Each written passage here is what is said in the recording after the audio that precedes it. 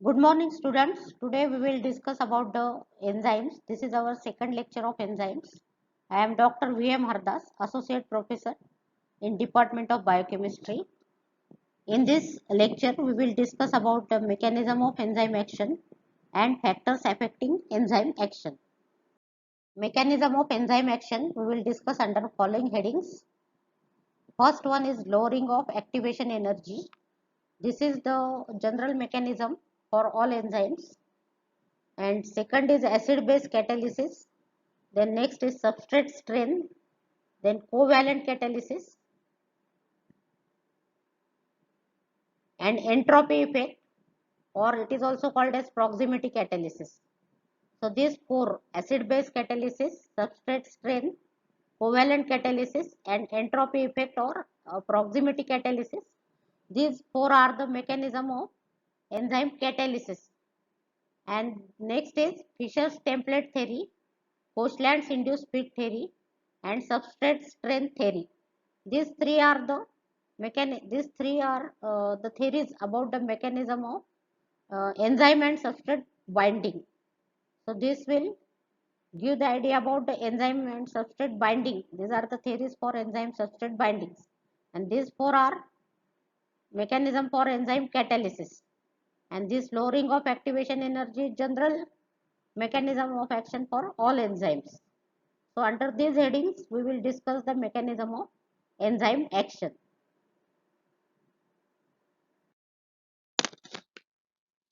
So first mechanism is lowering of activation energy. See here, this is the activation energy without enzyme, and this is the activation energy. This is the activation energy with enzyme. What is the activation energy? Activation energy is the energy required by the reactants to attain the transition state. So from ground level or ground state, reactant should be in the transition state. That means at high energy level.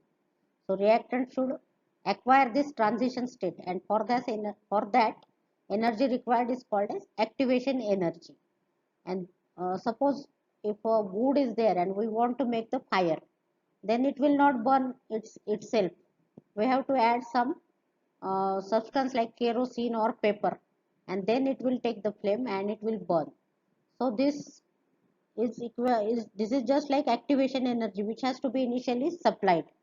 So this reacting molecules should go from ground state to transition state, and for that energy is required, and that is the activation energy. But the enzymes, they decrease the activation energy, and therefore the enzymatic reactions can take place at the body temperature. Otherwise, if outside the body the reaction has to be carried out, then it may require more temperature that is not suitable for our body. So that is the advantage of enzyme. The activation energy is decreased by enzyme. This is just like a mountain, a tunnel in the mountain. So this substance, if it has to climb this mountain and then again come down, more energy is required. But if uh, a vehicle goes through the tunnel, then it will take less energy. So this enzyme is just like a tunnel in the mountain. It decreases the activation energy. The next mechanism is acid base catalysis. This is shown here with the example of histidine. This is the amino acid histidine. It has got imidazole ring, and this histidine can act as acid as well as base. So this is a protonated form of histidine. That means it has taken the H ions. So here it acts as a proton acceptor, and here it acts as proton donor. That means here it acts as a acid. Acid donates proton, and here it acts as a base. So example of ribonuclease.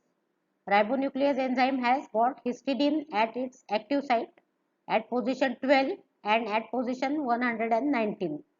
The histidine residue at position 12 acts as acid. That means it donates a proton, and histidine residue at position 119 acts as base. That means it accepts a proton. So this histidine can act as acid as well as base. So this is the example of acid base catalysis. That is the mechanism for catalysis, for enzyme catalysis. So first was lowering of activation energy, and second is acid base catalysis. Now next mechanism is substrate strain. Here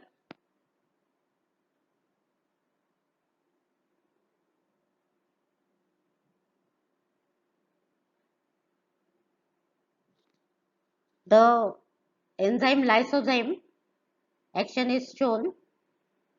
These A, B, C, D, E, F, these are the carbohydrate subunits or carbohydrate units of the substrate.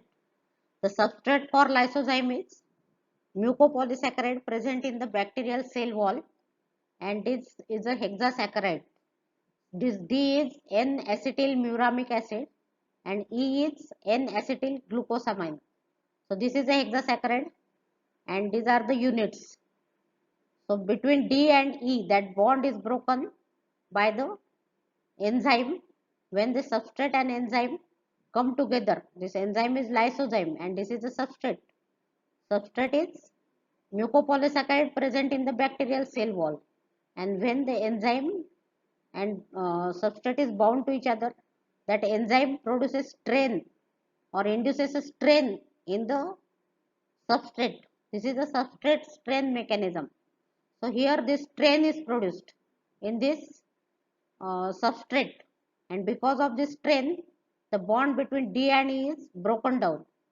So that will cause the bactericidal action of the lysozyme, that is responsible for bactericidal action of lysozyme. This is present in the bacterial cell wall. So this is broken down, this bond between D and E is broken down. So action of lysozyme is example of substrate strain mechanism, and also it is a mechanism for acid base catalysis. This bond is also broken down by with the help of the glutamic acid and aspartic acid residues present in the enzyme. Glutamic acid residue is present at 35 position and aspartic acid residue is present at 52 position. So this lysozyme action is based on two mechanisms. First is substrate strain and second is acid base catalysis.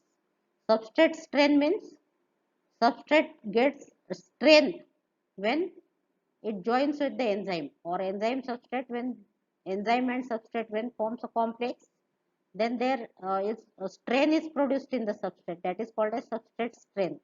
So see here, it is a this substrate, it is not as it is strained. So this last one is the substrate strain mechanism. So this is a example, next mechanism of catalysis is substrate strain. So here it is shown substrate strain. This is the substrate and it binds with the enzyme, but during the binding it changes its shape. So there is a strain is produced on this substrate. So this is the substrate strain mechanism, or which is explaining the binding of enzyme and substrate. Next mechanism is covalent catalysis. Covalent catalysis means negatively charged group, that is nucleophilic, and positively charged group, that is electrophilic group. They are present at the active site of the enzyme, and because of this they attack the substrate, and there is covalent binding of substrate to the enzyme.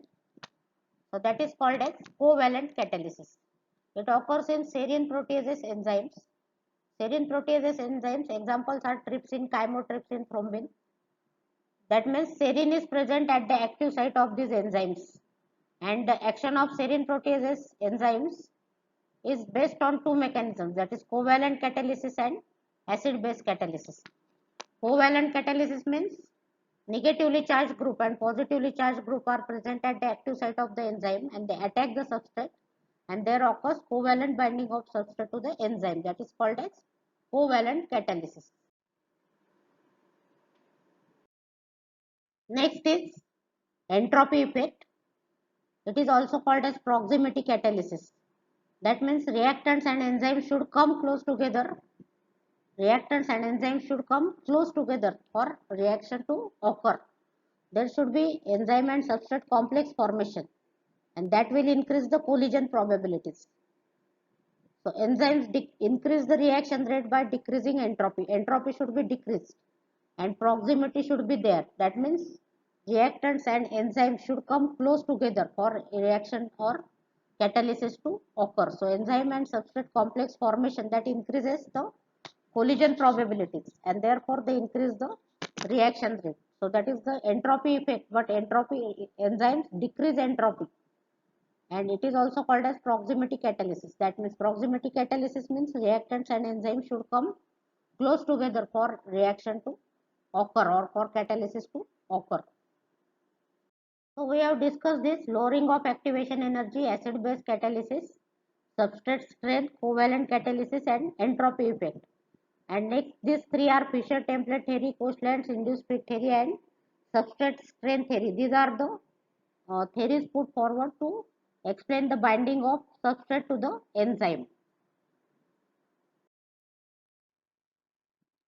So before the reaction occurs, there should be binding of the enzyme with the substrate. That is a prerequisite for the reaction to occur.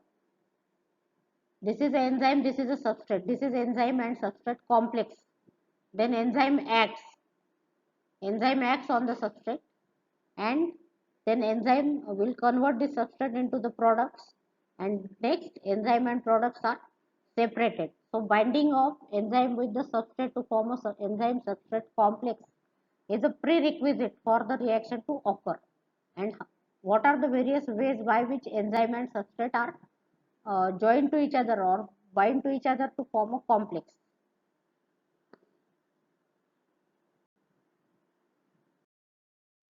There are three ways. First is lock and key model, second is induced fit theory, and next is substrate strength theory. Lock and key model, then next is substrate induced fit theory, and next is substrate strength theory. This substrate strength theory, that means substrate is not as it is here, it is having a strain, and this enzyme produces strain in the substrate. So this substrate, it achieves the transition state because of this strain which is produced in the substrate, and therefore this substrate is uh, converted into product because it is undergoing, or it is converted into the transition state by inducing a strain on this substrate by the enzyme. So this is a substrate strain theory which is put forward to explain the binding of enzyme with the substrate.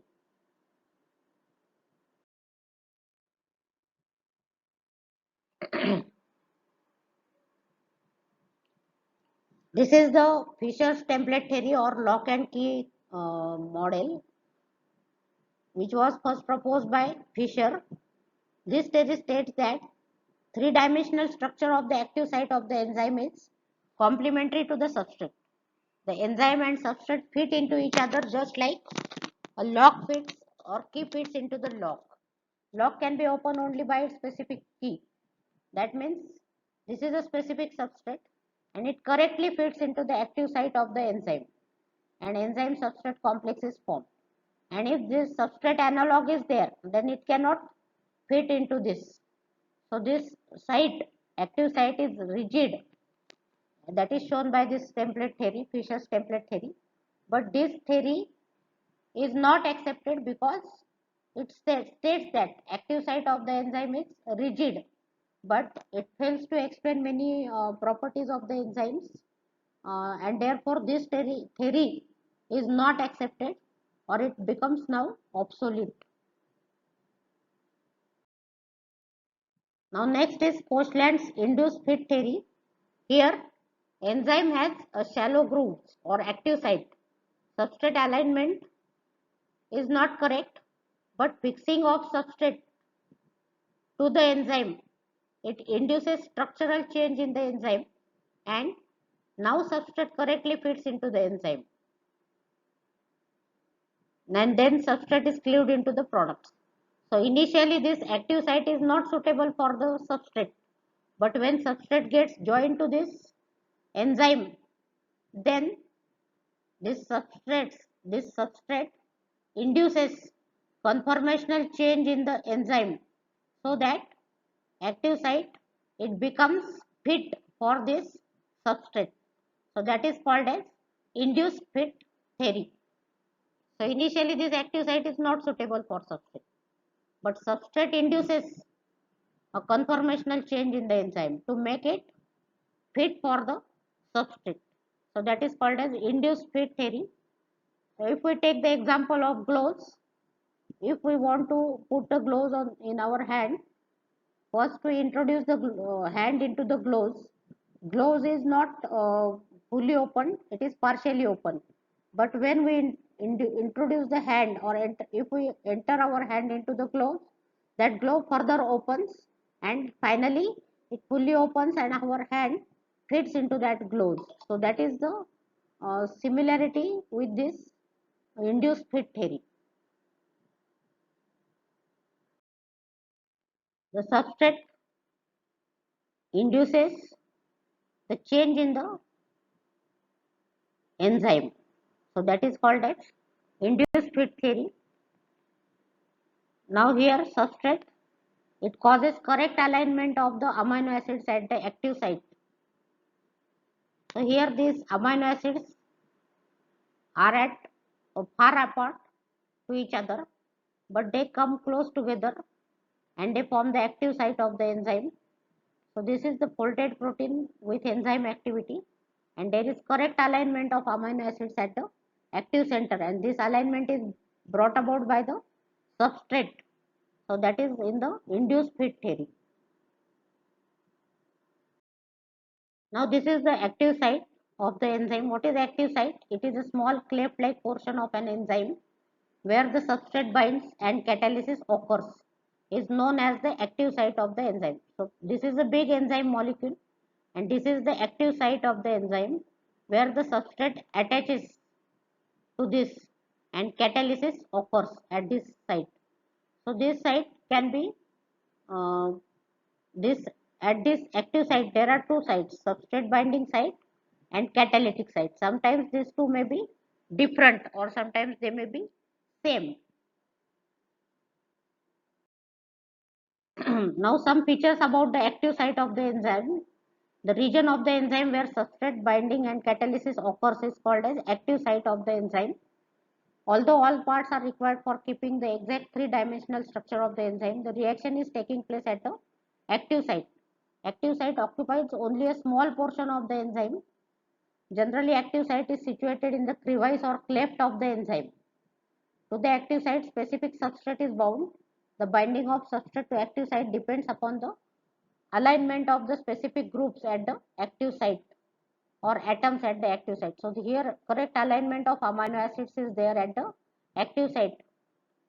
During the binding, this group may again realign themselves to provide the unique conformational orientation so as to promote exact fitting of substrate to the active site.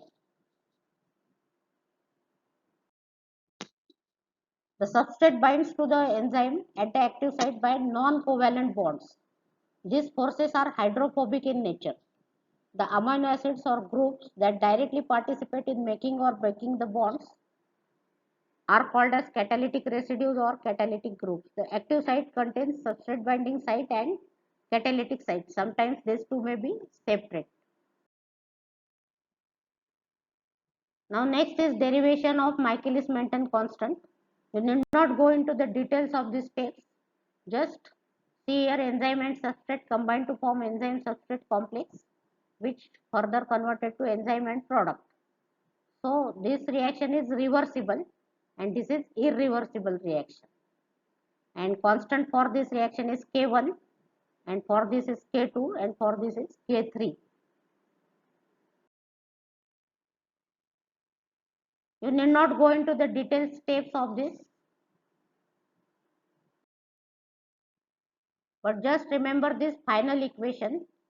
V is equal to V max S upon S plus Km. So see this enzyme and substrate combine to form enzyme substrate complex, and for this K1 is the constant. Enzyme substrate complex dissociates into enzyme and product. For this K3 is the constant, and enzyme substrate complex can be again converted to enzyme plus substrate. So this is a K2. So this total or effective of this is Km. Km is equal to K2 plus K3 upon K1. K2 plus K3 upon K1. Km. Km is called as Michaelis-Menten constant.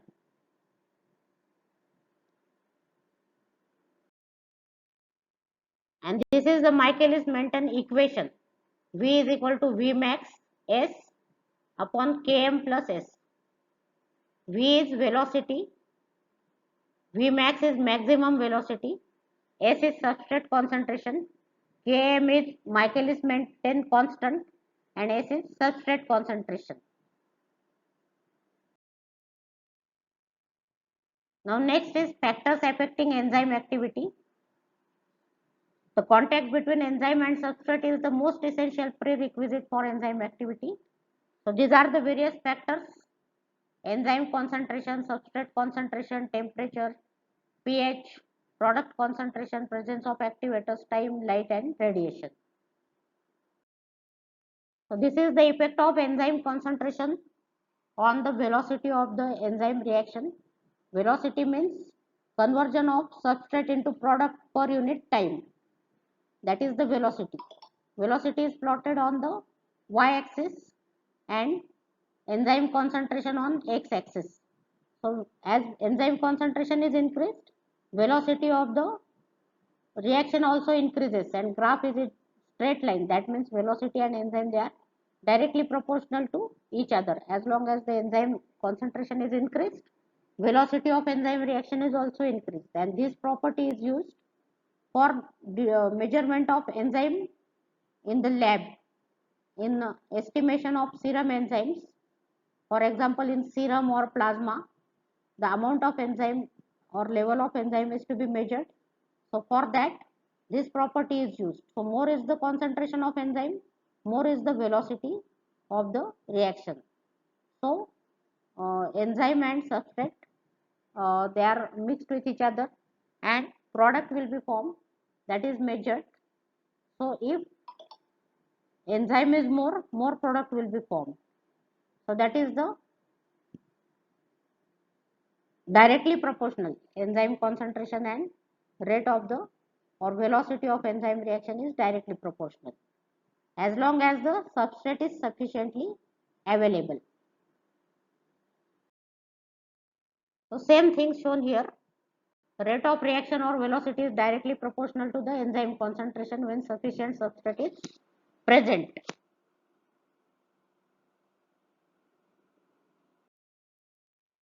Now next is effect of substrate concentration. So this is on x-axis substrate concentration, and on y-axis velocity is plotted, and the graph is just like this. Initially it is a line, then it becomes a curve, and later on it does not increase afterwards. So this is a graph is just like a rectangular hyperbola, and three phases are there: A, B and C.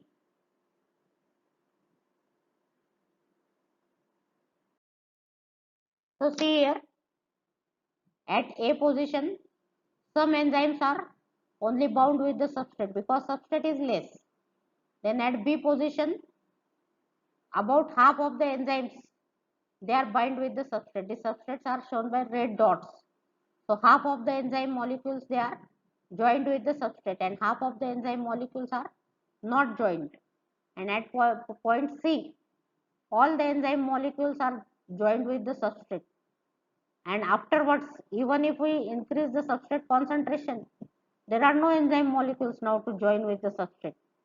So even after this, even after the substrate concentration is increased, the velocity of the reaction is not increased. So that velocity will become now same, since it will not increase. A plateau is reached. So this is called as maximum velocity. Maximum velocity will be reached here, and this graph is in the form of rectangular hyperbola. And at this position, half of the enzyme molecules, they are joined with the substrate, and half of the enzyme molecules are not joined with the substrate.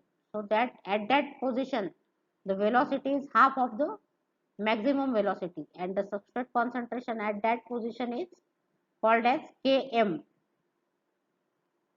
Means at the Km, 50% of enzyme molecules are bound with the substrate.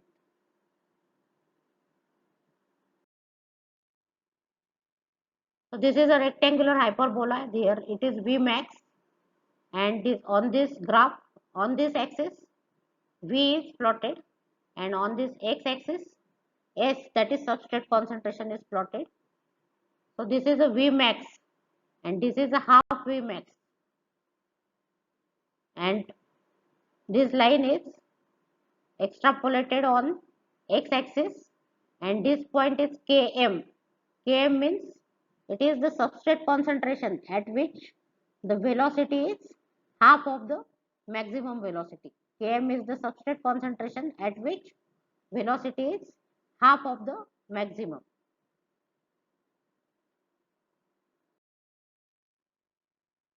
So same thing is shown here. At Km, 50% of the enzyme molecules are joined with the substrate. 50% velocity in y-axis extrapolated to the corresponding point on x-axis, which gives the numerical value of Km. Km is independent of the enzyme concentration. If enzyme concentration is doubled, Vmax will be doubled, but Km will remain exactly the same. So Km is not dependent upon the concentration of enzyme. If enzyme concentration is doubled, then Vmax is doubled, but Km will remain same. And what other point Km denotes? Km denotes the affinity of the enzyme for the substrate. If Km value is more, then affinity is less. If Km value is less, affinity is more.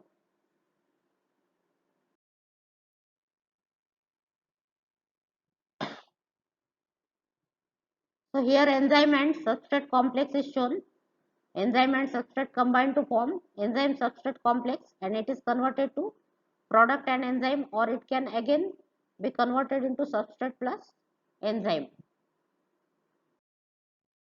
So this is the reaction. This is the equation called as Michaelis-Menten equation. V is equal to V max S upon Km plus S. V is velocity, V max is maximum velocity, S is substrate concentration, Km is Michaelis-Menten constant. Now suppose if we put the velocity as half Vmax, then it becomes half Vmax is equal to Vmax S upon Km plus S. Now this Km plus S is taken on this side, and half Vmax is taken on this side. So 2 will be upwards in the numerator, and Vmax will be in the denominator. So this Vmax will be cancelled, and it becomes 2S. So Km plus S will become 2S. That means Km is equal to S. That means Km is the substrate concentration at which the velocity is half of the maximum velocity. Km is the substrate concentration at which velocity is half of the maximum velocity. So Km value is independent of the enzyme concentration. Even if enzyme concentration is increased, Km will remain same.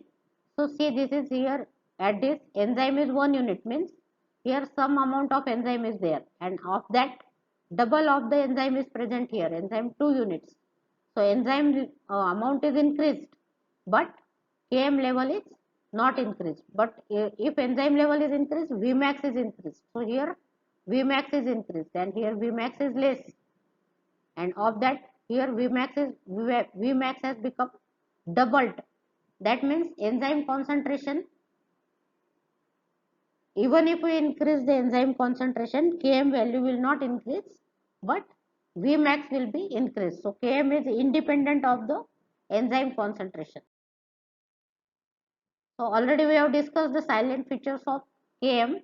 Km is a substrate concentration at half maximal velocity. It denotes that 50% of enzyme molecules are bound with the substrate at that particular substrate concentration. Km is independent of enzyme concentration. If enzyme concentration is doubled, Vmax will be double, but Km will remain exactly the same. So that means Km is independent of the enzyme concentration.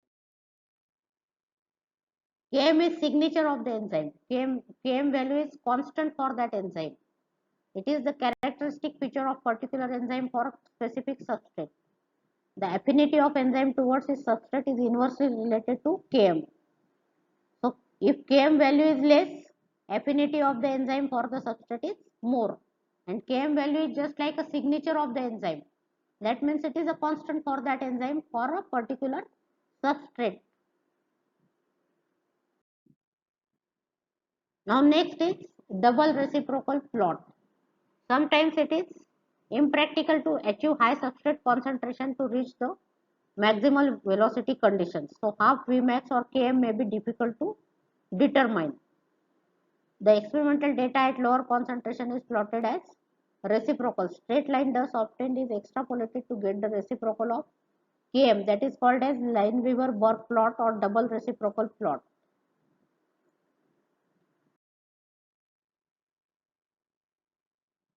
This is the sigmoid type of curve in cooperative binding. Means when enzyme has many subunits, binding of substrate to one unit enhances the affinity of for binding to other subunits. This is called as cooperative bindings. When enzyme has more than one subunit, and if substrate is bind to one subunit, and that increases the affinity for binding to other subunits, that increases the affinity of the substrate to bind to other subunits. So that is called as cooperative binding. And in such cases, this curve is a sigmoid type, and that occurs in such cases saturation curve will be sigmoid type, that occurs in allosteric regulation. Afterwards we will see this when the sigmoid curve occurs. So this is the Lineweaver-Burk plot, where reciprocal of reciprocal of velocity on x-axis and reciprocal of substrate concentration on y-axis. Same here is shown again. This is 1 by v on x-axis and 1 by s on y-axis is shown.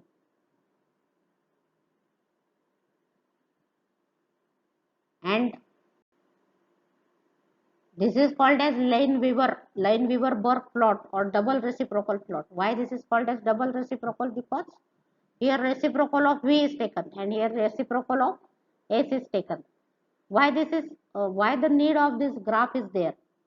Because if we take the substrate concentration on x-axis and velocity on y-axis, then we have to uh, achieve Vmax, but practically to achieve Vmax is not possible sometimes because all the ideal conditions may not be there. Substrate concentration and other optimum pH, optimum temperature may not be there, and maximum velocity may not be attained, or sometimes maximum velocity is attained asymptomatically. So at the lower concentration, we want to measure the Km and Vmax, and therefore this Lineweaver double reciprocal plot is plotted.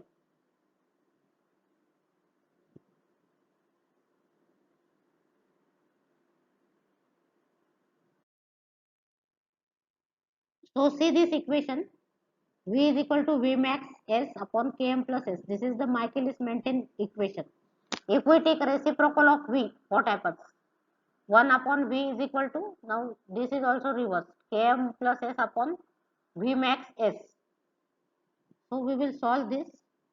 1 by V is equal to Km upon Vmax into 1 upon S plus S upon Vmax S. So this S and S gets cancelled, and this will become 1 by V is equal to Km upon Vmax into 1 upon S plus 1 upon Vmax. Now this equation It's just like y is equal to ax plus b. This is the equation of a line or linear equation. Y is equal to ax plus b. This is a linear equation, and if we plot the graph of x and y, then it will be a straight line. So here y is 1 upon v, y is 1 upon v, and x is 1 upon s. Therefore, we take 1 by s on x axis and 1 by v on y axis. So this is a linear equation, and a is the slope. So what is a here? Km upon v max. So Km upon V max is the slope of this line.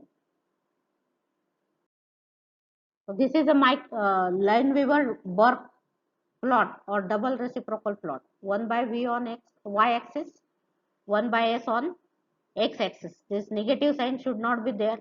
It is 1 by s, and here it is minus 1 upon Km. This Lineweaver double reciprocal plot, this is a straight line. It cuts this y axis at the point, and that point is 1 upon V max, and it cuts the x axis, and that point is minus 1 upon Km. This point is minus 1 upon Km, and this is 1 upon S, not minus 1 upon S. This is by mistake, it is shown minus 1 upon S, but it is 1 upon S, and slope is Km upon V max.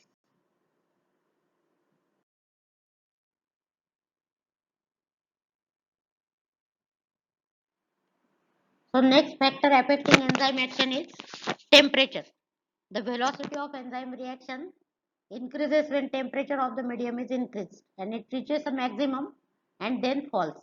A bell-shaped curve is obtained. The temperature at which the maximum amount of substrate is converted into product per unit time is called as the optimum temperature. As the temperature is increased, more and more molecules get activation energy, or molecules are at increased rate of motion. So their collision probabilities are increased, and therefore reaction velocity is increased. But when temperature is more than 50 degrees centigrade, then heat denaturation occurs and consequent loss of tertiary structure of the enzyme protein occurs, and activity of the enzyme is decreased because of the denaturation. Most of the enzymes, they have optimum temperature at 37 degrees Celsius. So as the temperature increases, activity increases, but after some temperature, activity again decreases, and above 50, denaturation occurs and enzyme activity is lost.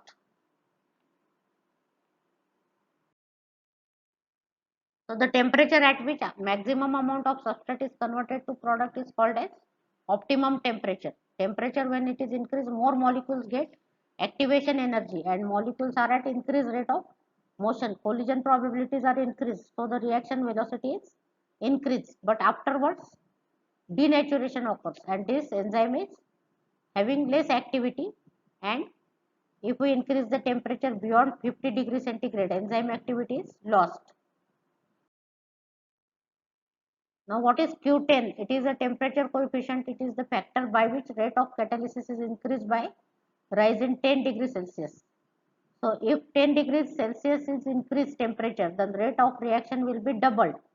So Q10 is 2. When temperature is more than 50, heat denaturation occurs and consequent loss of tertiary structure of protein occurs, and activity of the enzyme is decreased. Most human enzymes have the optimum temperature around 37 degrees Celsius, and certain bacteria in hot springs will have enzymes with optimum temperature near 100 degrees Celsius. Then next is induced hypothermia. That means hypothermia means decrease in temperature.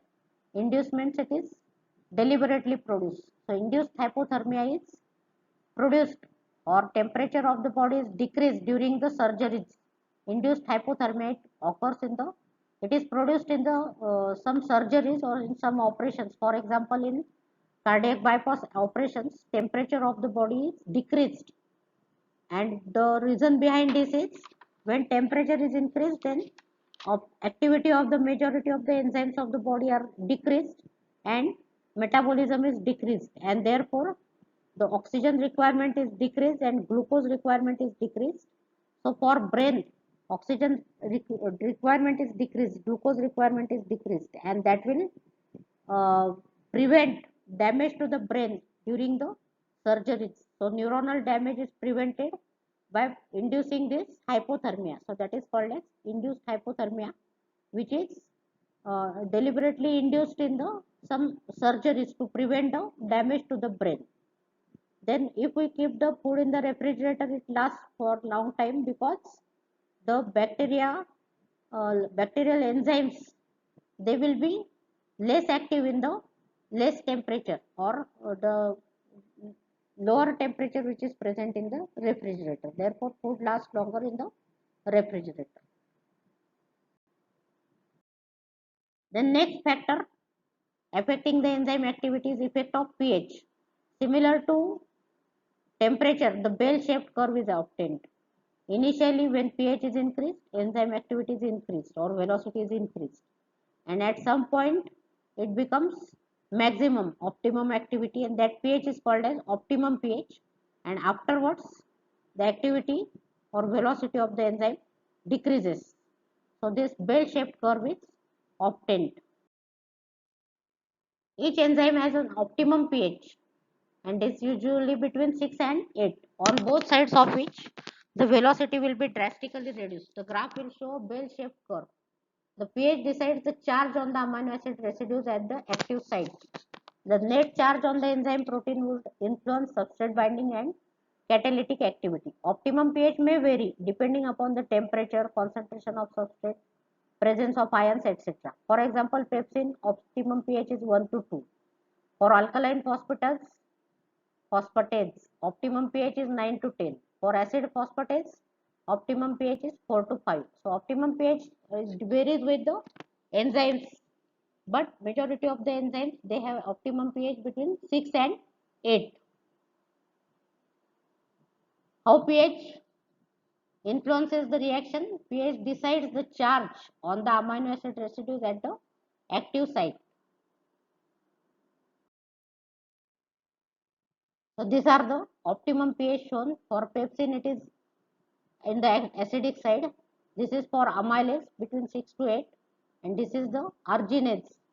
So it is having high optimum pH, that is about 10. The next factor affecting enzyme is product concentration. If product of the reaction accumulates, then that product can join to active site and that can stop the reaction or can slow the reaction or it can reverse the reaction.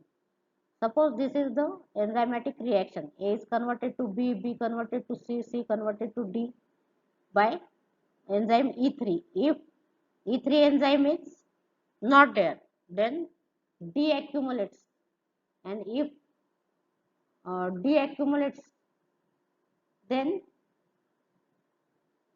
C will also accumulate, B will also accumulate, and A will also accumulate. So consequently, in the course of time, whole pathway is blocked. So when product concentration is increased, reaction is slowed or stopped or even reversed. So accumulation of the products of the reaction, they will decrease the rate of enzyme catalyzed reaction or decrease the velocity. So products which are formed, they should be immediately removed. Otherwise, they will, if they are accumulated, then they will decrease the enzyme activity and they will decrease the reaction.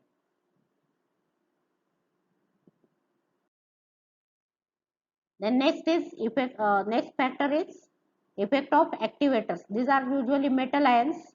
Chlorides activate salivary amylase. Calcium activates lipase. And these are called as metal activated enzymes. That means metal ions is not a integral part of enzyme. It just activates the enzyme. And next type is metalloenzymes. In metalloenzymes, metal is integral part of the enzymes. About this we have seen in the last lecture, that is lecture 1. So these are the different three types of reaction: exergonic or exothermic reaction, in which reaction energy is released So reaction goes to completion. Isothermic reaction means energy is not released or not consumed. And endergonic or endothermic reaction is energy is consumed and external energy is to be supplied for these reactions to occur. So glucose plus ATP, glucose 6 phosphate plus ADP. So here energy is utilized. So this is called as endergonic or endothermic reaction. Thank you.